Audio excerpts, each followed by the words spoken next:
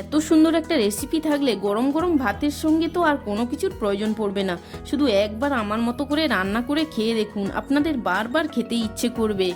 দেখুন, আমি রান্নার জন্য নিয়ে নিয়েছি 1 বাটি পাঙ্গাস মাছের তেল, আর নিয়ে নিয়েছি বড় একটা আলু ছোট ছোট করে কেটে নিয়েছি, আর নিয়ে নিয়েছি সবুজ একটা বেগুন। তো বেগুনটাকেও চৌকো চৌকো করে কেটে নিয়েছি, আর একটি টমেটোটাকেও সরু সরু করে কুচিয়ে নিয়েছি। এছাড়াও রান্নার জন্য লাগবে পেঁয়াজ দুটিকেও আমি কুচিয়ে নিয়েছি, আর নিয়েছি কয়েকটি রসুনগুলো কিন্তু গোটা রাখতে হবে। তো রসুনগুলো নিয়েছি, আর নিয়ে নিয়েছি কিছু চেরা পাকা কাঁচা লঙ্কা, নিয়েছি গুঁড়ো মশলা, এখানে হলুদ গুঁড়ো নিয়েছি, লবণ, আর এখানে নিয়েছি কালো জিরে, আর নিয়েছি জিরে গুঁড়ো, আর একটু 5 ফোড়ন, আর নিয়ে নিয়েছি রান্নার জন্য সরিষার তেল।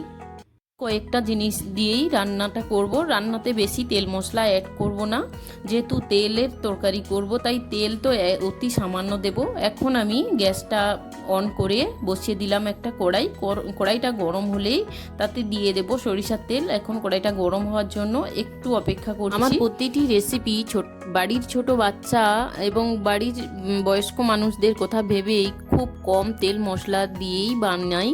তো এখন সরিষার তেলটা দিয়ে চারিদিকটাতে ছড়িয়ে দিলাম। তো সরিষার তেলটা একটু গরম হলেই দিয়ে দিলাম 5 ফোড়নটা একটু ভাজা হলেই এখন দিয়ে দিচ্ছি অল্প করে কালো জিরে, কারণ 5 ফোড়নে কালো জিরে দেয়া ছিল, সেই জন্য কালো জিরেটা একটু এই তরকারিতে বেশি হলেই টেস্ট ভালো হয়, সেই জন্য দিয়ে দিলাম। যে আমি গোটা রসুনের কোয়া দিয়ে তার উপরে দিয়ে দিচ্ছি কুচিয়ে রাখা পেঁয়াজ। তো পেঁয়াজ আর রসুনটা ভালোভাবে ভেজে নিচ্ছি, যেন কাঁচা গন্ধ না থাকে, সেইভাবেই আমি ভেজে নেব। তবে খুব লাল লাল করে ভাজবো না, তাড়াতাড়ি যাতে পেঁয়াজ আর রসুনটা ভাজা হয়ে যায় তার জন্য আমি একটু লবণ ছিটিয়ে দিচ্ছি। লবণ ছিটিয়ে দিলে খুব তাড়াতাড়ি ভাজা হয়ে যায়। আর নিয়ে নিয়েছি টাটকা পাঙ্গাস মাছের তেল। তো আপনারা অবশ্যই করে এইরকম টাটকা মাছের তেল নেওয়ার চেষ্টা করবেন, তেলটা যেন কালো না হয়ে যায়। তো তেলের ওপরে আমি লবণ আর হলুদ দিয়ে মাখিয়ে নিচ্ছি, খুব ভালোভাবে মাখিয়ে নিতে হবে। তো এখন আমার সমস্ত মশলাগুলো সুন্দরভাবে লাল লাল করে ভাজা হয়ে গেছে, আর এখন আমি দিয়ে দিচ্ছি টমেটো কুচি। টমেটোটাকেও মশলার সঙ্গে খুব ভালোভাবে ভেজে নিতে হবে নেড়ে চেড়ে। এখন দিয়ে দেব চেরা কাঁচা লঙ্কাগুলো এই মশলার সঙ্গে দিয়েও আমি ভালোভাবে নেড়ে নেব। তো আমার যেহেতু মশলাগুলো ভাজা হয়ে গেছে, লঙ্কাগুলো এই পর্যায়ে অ্যাড করে দিচ্ছি। তো লঙ্কাগুলোকেও ভেজে নেব নেড়ে চেড়ে। এখন দিয়ে দেব পরিমাণ মতো লবণ আর পরিমাণ মতো হলুদ গুঁড়ো। লবণ আর হলুদটাকেও নেড়ে চেড়ে এই মশলার সঙ্গে কষিয়ে নেব। লক্ষ্য রাখতে হবে যেন কড়াইতে মশলাগুলো পুড়ে লেগে না যায়। এখন মাঝখানে একটু আমি জায়গা করে নেব।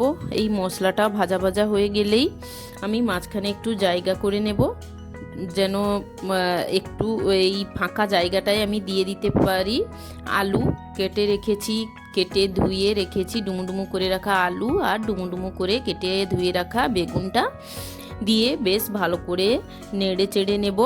আলু আর বেগুন আর মশলাগুলো একসঙ্গে খুব ভালোভাবে কষিয়ে নিচ্ছি। এখন ভালোভাবে কষানো হয়ে গেছে। এখন আবারও মাঝখানে আমি জায়গা করে নিচ্ছি। হলুদ আর লবণ মাখানো তেলটা এই ফাঁকা জায়গাটাতে দিয়ে দেব। এই ফাঁকা জায়গাটাতে হলুদ লবণ মাখানো তেলটা দিয়ে দিলে বেশ ভালোভাবে গরম হয়ে যাবে, আর তেলটা খুব তাড়াতাড়ি গলতে শুরু করবে। এখন কিছুক্ষণের জন্য ঢাকনা দিয়ে দিচ্ছি। ফিরে এলাম প্রায় 1 মিনিট পর। এখন ঢাকনা খুলে দেখি কি অবস্থা। দেখুন কত সুন্দর এক সাইড থেকে তেল ছাড়তে শুরু করেছে। এখন আমি তেলটাকে আর সবজিগুলোকে হালকা হাতে খুন্তির সাহায্যে উল্টে দেব, আর আবারও 30 সেকেন্ডের জন্য ঢাকনা দিয়ে সিদ্ধ হতে দেব। তো দেখুন কত সুন্দর লেগেছে আমার তেলগুলো, উল্টে পাল্টে দিয়ে দিচ্ছি, আর সবজিগুলোকেও এইভাবে হালকা হাতে একটু নেড়ে চেড়ে দিচ্ছি। তো 30 সেকেন্ড এর জন্য আবারও ঢাকনা দিয়ে দিলাম। 30 সেকেন্ড পর আমি ঢাকনাটা খুলে দেখাচ্ছি আপনাদের। দেখুন কি দারুণ তেলটা গলে সমস্ত মশলা ও সবজির সঙ্গে মিশে যাচ্ছে, আর কি সুন্দর কালারটা দেখুন। সত্যি এতটা লোভনীয় হয়েছে এই রেসিপিটা, আর দারুণ সুন্দর। ঠিক এই অবস্থা থেকেই এই রেসিপিটা নাড়াচাড়া কিন্তু করতে হবে অনবরত, তা না হলে কিন্তু কড়াইতে বসে যেতে পারে। যেহেতু রেসিপিতে বেশি একটা মানে বেশি কি একেবারেই জল অ্যাড করব না, করিও নি আগে, তো সেই জন্য নাড়াচাড়া করতে থাকতে হবে অনবরত। এই পর্যায়ে আমি দিয়ে দেবো 1 চামচ জিরে গুঁড়ো। জিরে গুঁড়োটা দিয়েও ভালোভাবে নেড়ে চেড়ে নেব। এই পর্যায়ে দেখে নেব যে আলুটা সেদ্ধ হয়েছে কিনা, বা বাকি জিনিসগুলো, বেগুন তো সেদ্ধ হয়েই যায়, তো আমি এখন দেখে নিচ্ছি আমার আলুটা কেমন সেদ্ধ হয়েছে। তো অবশ্যই খুব ভালোভাবে নেড়ে চেড়ে নিচ্ছি। কত সুন্দর লেগেছে তাই না বন্ধুরা? তো সত্যি আমার আলুটাও খুব সুন্দরভাবে সেদ্ধ হয়ে গেছে, কিন্তু আমি যেহেতু জিরেটা দিয়েছি সেই জন্য 10 সেকেন্ডের জন্য আবারও ঢাকিয়ে দিয়েছিলাম। তো এখন আপনাদের দেখাচ্ছি রেসিপিটা কত সুন্দর হয়েছে। আর দেখুন মাছের তেলের সঙ্গে থাকা পটকাটাও কত সুন্দর সেদ্ধ হয়ে গিয়েছে। পটকাটা সেদ্ধ হয়েছে যে সেটা আমি কেটে দেখাচ্ছি পটকাটাকে আপনাদের। তো দেখুন রেসিপিটি দারুণ সুন্দর হয়েছে। রেসিপি প্রায় আমার রেডি হয়ে গেছে এখন। তো দেখুন তেলটা আমার কি সুন্দর ফুটতে শুরু করেছে। বন্ধুরা এইরকম সুন্দর রেসিপি পেতে অমৃতা রান্নাবান্না চ্যানেলটি সাবস্ক্রাইব করে পাশের বেল বাটনটি প্রেস করে রাখুন। আর রেসিপি ভালো লাগলে অবশ্যই লাইক, কমেন্ট ও শেয়ার করে পাশে থাকার অনুরোধ রইল। ফিরে আসছি পরের রেসিপিতে, ততক্ষণের জন্য ভালো থাকবেন, সুস্থ থাকবেন, টাটা।